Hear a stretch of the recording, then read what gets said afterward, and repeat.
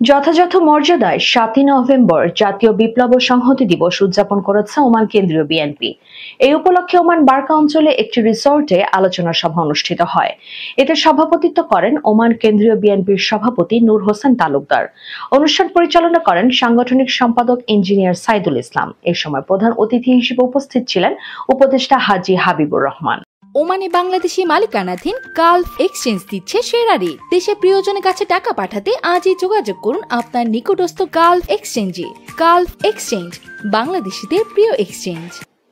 আরো উপস্থিত ছিলেন সৈয়দ মঞ্জুরুল ইসলাম, বীর মুক্তিযোদ্ধা আলী আকবর, প্রকৌশলী আব্দুল হামিদ, কার্যনির্বাহী কমিটির সহ সভাপতি আজিমুল হক বাবুল সিআইপি, একে খান, আব্দুর রহিম, নুরুল আবসার সিদ্দিক, প্রকৌশলী কামরুজ্জামান, মহসিন সরকার, সাংগঠনিক সম্পাদক জাহিদুল রাজীব, সাইফুল ইসলাম সহ বিভিন্ন শাখা কমিটি ও অঙ্গ সংগঠনের নেতৃবৃন্দ উপস্থিত ছিলেন।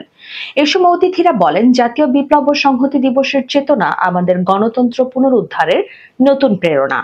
সবাইকে ঐক্যবদ্ধভাবে কাজ করতে হবে। গণতন্ত্র প্রতিষ্ঠায় আগামী নির্বাচনে ওমান প্রবাসীদের ভূমিকা রাখারও আহ্বান জানান তিনি।